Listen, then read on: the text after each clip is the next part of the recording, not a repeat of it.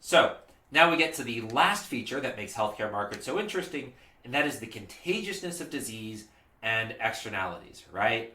So other people's health decisions affect you, right? So, right, when you get sick, I can get sick from you. So if you're vaccinated, right, that makes it harder for you to get sick, which makes it harder for you to get me sick, which means I benefit from you being vaccinated, right? And so vaccination is a case where you, for instance, right, you might want to subsidize vaccines because the social cost to a vaccine, or the social benefit of a vaccine, is higher than the private benefit is. Other things that matter, right? Going outside during a pandemic, right? If you go outside during a pandemic and you spread disease, right? Like you get sick, you can spread the sickness, right? That's not just you, right? That doesn't just affect you. That affects me, right? It affects how long the disease is active for. It affects whether you might give me the disease, right? It like your decisions affect my health. And then we also have things like hygiene, where if your hygiene is terrible, well, first of all, like, you might just smell bad and be generally unpleasant to be around. That's an externality, right? Like, this is an online class, but if this was an in-person class and there was one person who never showered, we would all know who that person was, and, we'd give them the appropriately named stink eye.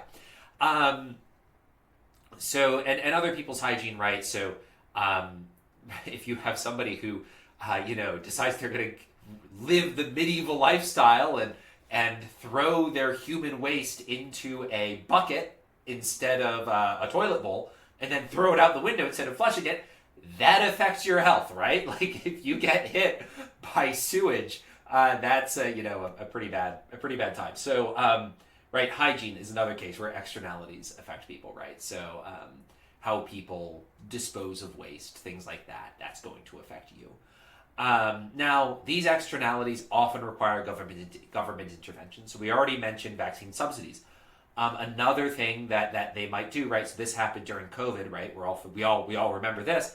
The government lockdowns, right? Where government shut down really in-person contact between most people for a few months to a year, over a year in some cases, right? The lockdowns lasted a really long time, and we can argue about whether they were too long, not long enough. I'm not going to get into that here.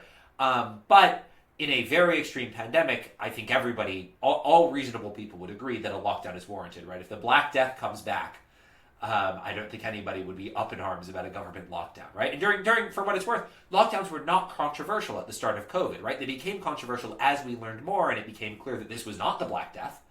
But at the start of COVID, lockdowns were not that controversial.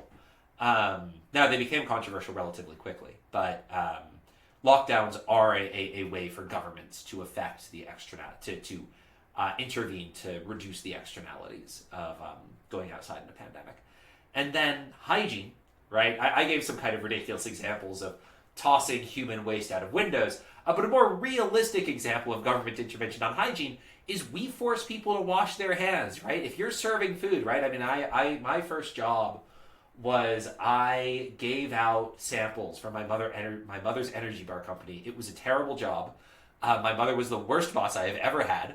And it encouraged me to always have a job. I've never been unemployed ever since, because I knew that if I worked for my mother again, if I weren't employed, I would have to work for my mother. And that was a fate worse than death. And so I had to be trained in how to wash my hands properly, right? I had to do 8-hour course or something because I was in California. And I still have the card that shows I'm a certified food preparer in California.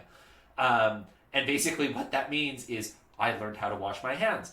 Of course, you'll see, like, when someone's preparing your food, you want them to wash their hands beforehand, right? Because if they don't wash their hands, they're going to give you disease, right?